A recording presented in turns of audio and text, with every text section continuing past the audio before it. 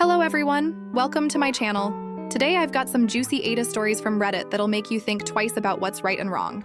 If you love diving into these moral dilemmas, give a like and subscribe for more. Ready to jump in? Story 1. Am I the asshole for not giving my older coworker a ride home? I'd only been at my new job for a few weeks, still figuring out the ropes at this big retail store. I'm 23, female, and I have a learning disability, which means I take a bit longer to get the hang of things. It's not a big deal, just how my brain works. Most people at the store were patient, but there was this one older coworker, Linda in her 50s, who'd been there for 20 years. She was training me, and let's just say her teaching style wasn't exactly warm and fuzzy. Yesterday was rough. I messed up a couple of times. Nothing major, just newbie mistakes like misplacing stock or forgetting a step in the checkout process. Linda didn't let it slide. She laughed right in my face and said, "You've been here weeks and you're still screwing up? How do you even function?" I brushed it off at first, figuring she was just blunt. But then she asked if I drove to work. When I said yes, she smirked and said, "How do you not get lost?" Her tone wasn't playful, it was mean, like she was poking at me for being slow. That stung, especially since I'd already told her about my learning disability during training. It got worse. I overheard her complaining to our manager, saying they shouldn't hire stupid people and even used the R word. I was shocked. I mean, I'm trying my best, showing up every day, learning as fast as I can. Hearing her talk like that made my stomach churn. I decided to confront her politely. I pulled her aside and said, "Hey, I have a learning disability, so it takes me a little longer to get things right. Your comments are making me uncomfortable. Can we move past this?" I thought being honest might help. Nope. Linda doubled down. She rolled her eyes and said I was too sensitive and that my generation can't handle criticism. I was floored. I wasn't asking for pity, just basic respect. After that, I kept my distance, focusing on my job and avoiding her drama. I wasn't about to let her comments ruin my day. Then, at the end of my shift, things got weird. I was in the bathroom washing my hands when Linda followed me in. She asked, out of nowhere, if I could give her a ride home. I froze. This woman had spent the day insulting me, and now she wanted a favor. I barely knew her, and honestly, I didn't feel safe being alone with her in my car. I kept it simple and said, "Not today." She didn't take it well. She launched into this guilt trip, saying I was immature, holding a grudge, and denying an older woman a ride home. I just walked away. I wasn't about to argue in the bathroom. Driving home, I kept replaying it in my head. Part of me felt bad. She's older. Maybe she really needed the ride. But then I remembered how she'd treated me. I'm all for helping people, but I draw the line at someone who's been cruel and dismissive. Why should I go out of my way for someone who disrespects me? I wasn't comfortable, and I didn't owe her anything. Still, her words stuck with me, and I wondered if I was being petty or if I had every right to say no. The next day at work, she barely looked at me, which was fine by me. I just want to do my job and go home without feeling like I'm under attack. I've always been taught to respect my elders, but respect goes both ways, right? I tried to communicate like an adult, and she brushed me off. I don't think I'm wrong, but maybe I could have handled it better. Am I the asshole for not giving her a ride home? Story 2. Am I the asshole for stopping paying my ex's bills? 3 years ago, my ex and I called it quits. No drama, no bad blood. We just drifted apart like ships passing in the night. We've got 2 kids, 13 and 10, and we've worked hard to co-parent smoothly. Back when the kids were born, I was running a trucking business, hauling in good money with a couple of trucks and a van. My ex, Sarah, was an infrastructure engineer but stepped back to be a stay-at-home mom. It made sense then. My business was booming, and we wanted one of us home with the kids. When our youngest started school, Sarah tried going back to work part-time, but the years out of the workforce hit her hard. She had to start over, practically from scratch, and it wasn't easy. My business grew too big for our small setup, so I sold it for a decent chunk of change and switched to freelancing as a developer. Around the same time, we both inherited property and money from relatives, so we were mortgage-free on the family home. When we split, I moved into a house I'd inherited, and we divided our assets evenly, 50-50, fair and square. We also split the kids' expenses, like sports and music lessons, right down the middle. But Sarah had to go back to work full-time to keep up, which meant less time with the kids. They stayed with me 3 days a week and every other weekend, and I could tell it bummed her out. She'd taken those years off to support our family, and now her career was struggling because of it. Feeling like I owed her for that sacrifice, I offered to cover half her bills until the kids went to college.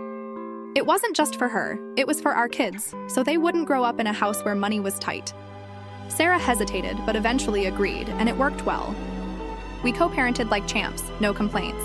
The kids were happy, and we both kept their inheritance savings untouched, locked away in long-term investments for their future. Everything was smooth until Sarah started dating this guy, Mike, someone we knew from way back. They hit it off, and soon she was talking about him moving into her place. The kids liked him, and I trusted Sarah's judgment. She'd never put anyone above our kids. But when I heard he was moving in, I figured her financial situation would change. 2 incomes under one roof? She wouldn't need my help with the bills anymore. So, I suggested redirecting the money I'd been paying into the kids' savings and pocket money instead. Sarah loved the idea, and we agreed to make it happen. Then Mike lost it. He called me up, accusing me of being controlling, saying I was using money to manipulate Sarah. A couple of our mutual friends even sided with him, hinting I might be jealous. I was floored. Jealous? Of what? I just wanted the best for my kids. Things got clearer when Sarah came over for a chat. Turns out Mike's landlord was evicting him to sell his place, and he hadn't told her. When she brought up him contributing to bills, he got defensive, expecting my payments to cover everything. Sarah put her foot down, saying if he moved in, he'd need to chip in, and she couldn't keep taking my money. Now Mike's out there telling everyone I'm the evil ex, controlling Sarah with cash. Sarah's upset, and it looks like their relationship might be toast. I never meant to cause drama. I just wanted to do right by my kids and make sure they're set. I don't think I'm wrong for stopping the payments, especially since Mike's moving in changes things. But with friends saying I'm out of line, I'm starting to second-guess myself. Was I too quick to pull the plug? Am I the asshole for stopping paying my ex's bills? Story 3. Am I the asshole for telling my friend I'm not her boyfriend? College was a whirlwind of late-night study sessions and crowded lounges, and I was just trying to keep my head above water. I'm not the best at picking up social cues, never have been, so I tend to take things at face value. That day, I was sprawled out in the campus lounge, half dead from a morning lecture, when my friend Leah bounced over. She's the kind of person who's always buzzing with energy, and we'd been tight for a while. But that day, she'd been on me all morning, asking me to grab her coffee, hold her bag, check her notes, like I was her personal assistant. By the time she asked me to go get her food, I was over it. "Leah, I'm not your boyfriend," I said, trying to keep it light but firm. Her boyfriend, Jake, was out of town, and he usually did this kind of stuff for her. I wasn't trying to be a jerk, just wanted her to handle it herself for once. She huffed, said, "Whatever, I'll do it," and stormed off to get her food. I figured that was the end of it. Maybe she was annoyed, but I didn't think it was a big deal. I mean, I wasn't wrong, right? I'm not her errand boy. Later that day, things took a weird turn. Leah's friend Trisha, who I'd been getting close to, showed up. Trisha and I had been studying together for weeks, and we had a date planned for the next weekend. I thought we had a good vibe going, maybe even something more down the line.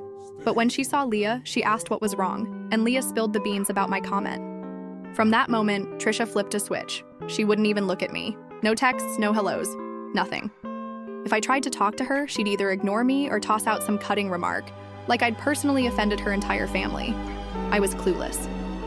Social cues aren't my thing, so I straight up asked Trisha what I'd done wrong. I genuinely wanted to fix it. She just stared through me and said nothing. For 3 days, she froze me out. Finally, Leah pulled me aside between classes and explained that Trisha was pissed about my boyfriend comment. Apparently, Trisha thought it was rude and dismissive, like I was shaming Leah for asking for help. I felt awful, not because I thought I was wrong, but because I hadn't meant to hurt anyone. I apologized to Leah, who was cool about it. She even apologized for Trisha's reaction, saying she'd never seen her act like that before. When Trisha finally spoke to me again, it wasn't exactly a warm reunion. She said she'd forgive, but not forget, and that my comment was a strike on my record. I'm sorry, what? I felt like I was in some kind of courtroom drama.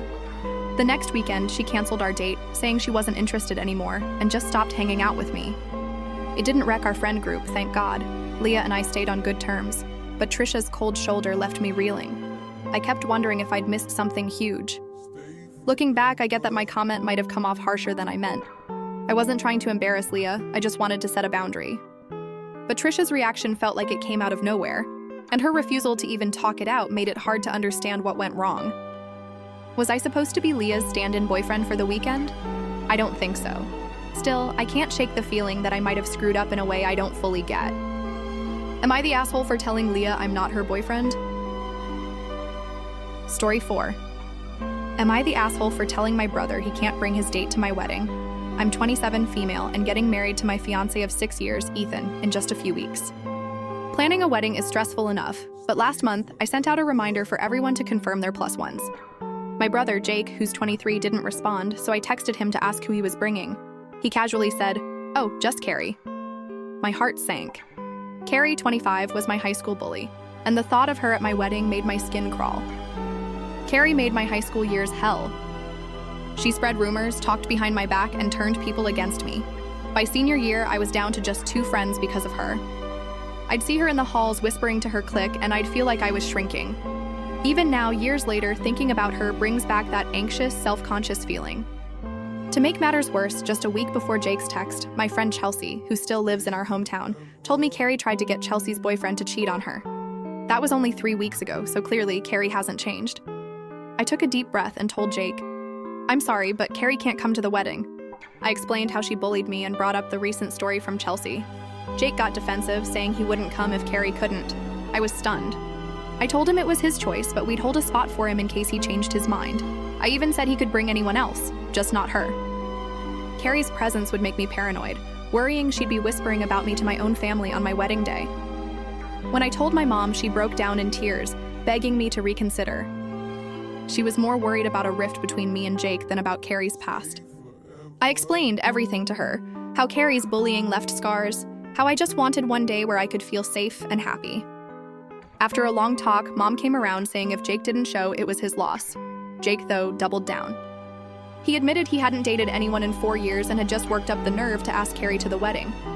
He said he'd be too embarrassed to tell her she's uninvited, so he'd rather skip the event altogether. I get that it's tough for Jake. I love my brother, and I want him there, but this is my wedding. I shouldn't have to spend it glancing over my shoulder, wondering what Carrie's saying or doing. I've dreamed of this day for years, and Ethan and I have poured our hearts into making it special. Letting Carrie come feels like inviting my past to haunt me. I offered Jake every chance to bring someone else, but he's made his choice.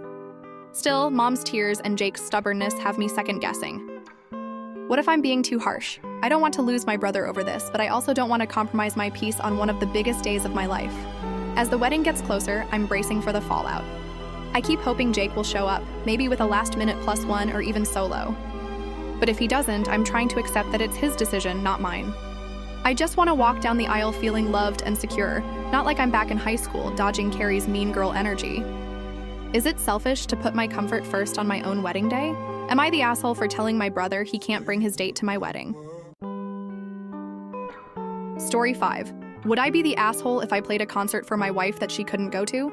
My wife, Emily, 32, is the biggest Coldplay fan you'll ever meet. Seeing them live is literally on her bucket list, scrawled in her journal next to dreams like visiting Paris. I'm 33, and we've been married for 8 years with 2 kids who keep us on our toes. For her upcoming birthday, her brother Tom got her hopes sky high. He promised to take her to a Coldplay concert in Miami on their current tour, saying he'd cover the concert ticket, hotel, and most meals if we handled her plane ticket. Emily was over the moon. I even got in on the surprise, giving her an early birthday gift, a t-shirt with lyrics from her favorite Coldplay song, Fix You. She teared up, already picturing herself singing along in the crowd. But as weeks passed, Tom kept dodging us when we asked about booking the flight. First it was, I'm still sorting the hotel. Then, work's crazy, I'll handle it soon. Eventually it clicked. He couldn't afford it but was too proud to admit it. Emily was crushed, not just because she'd missed the concert, but because Tom had lied to her. She tried to hide her disappointment, but I could see it in her eyes when she folded that t-shirt and tucked it away. I hated seeing her like that, so I started brainstorming ways to make her birthday special anyway. I came up with an idea. I'd turn our living room into a concert venue. I found a video-on-demand livestream of Coldplay's full show from this same tour, recorded a month ago. My plan was to deep clean the house, her favorite treat, take the kids out for the day so she could relax, and then, after they were in bed, surprise her with homemade concert tickets for a private show. I'd dim the lights, set up our TV with surround sound, and play the live stream like we were front row at the arena. I even planned to make her favorite snacks and pour some wine to set the mood. I ran the idea by my buddy Mike, thinking he'd love it. Instead, he frowned and said it might backfire. What if it just reminds her of what she missed? He asked. That stopped me cold. The last thing I wanted was to make Emily feel worse, like I was rubbing salt in the wound. I started second-guessing myself. Would she see the gesture as sweet, or would it just highlight that she didn't get to go to Miami? I could picture her smiling at the effort but then getting quiet, maybe even teary, thinking about the real concert she'd missed. Still, I couldn't shake the idea.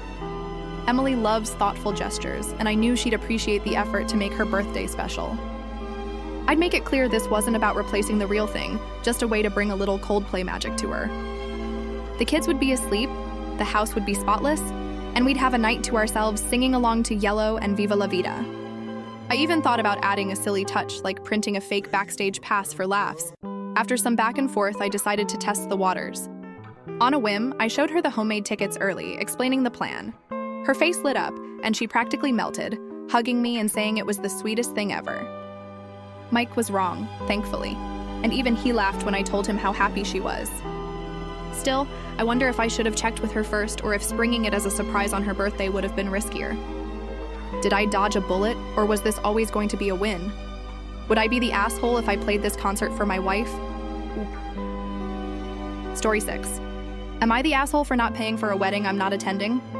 I'm 30, female, and I started dating Joe, 31, back in May. Things moved fast, and soon after we got together, he asked me to be his +1 to his friend Meg's wedding. I'd never met Meg, but I figured it'd be a fun weekend, so I agreed. We RSVP'd, and Joe booked plane tickets and a hotel room for the event, which was still a couple of months away. I was excited. New relationship, fancy wedding, a little getaway.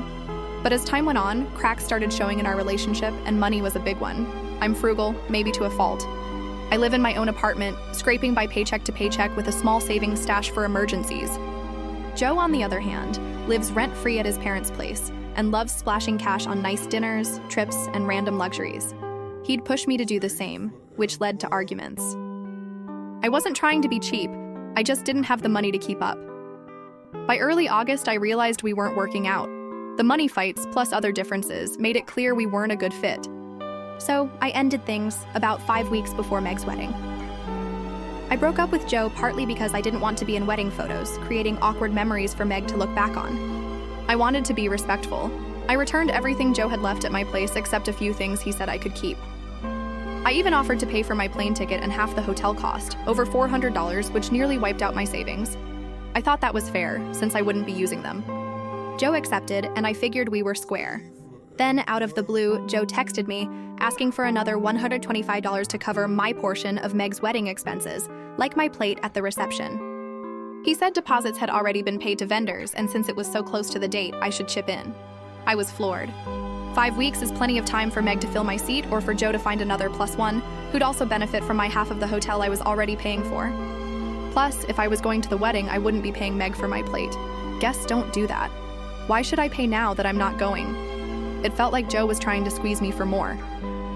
I get that weddings are expensive, and maybe Meg's out some cash for the head count. But isn't that just part of the deal when someone cancels? People RSVP and then can't make it? It happens. I gave over a month's notice, which I thought was more than reasonable. I'm not trying to stick Meg with a bill, but I've already stretched myself thin covering the travel costs I won't even use. Handing over another $125 feels like punishment for breaking up with Joe, not a fair request. I told Joe no, explaining my side, but he got upset, saying I was being selfish and leaving Meg in a lurch. Now I'm wondering if I'm wrong. I don't know Meg personally, but I don't want to be rude to her or Joe. Still, I can't help feeling like this is more about Joe's frustration with the breakup than about wedding logistics. My savings are nearly gone, and that $125 is groceries for weeks. I want to do the right thing, but I also need to look out for myself. Should I have to pay for a wedding I'm not even attending? Am I the asshole for not paying for a wedding I'm not attending? Thanks so much for listening until the end. If you enjoyed these AITA stories, please like the video and subscribe to the channel so you don't miss what's next. Which story surprised you the most? Drop a comment below and let me know. See you soon.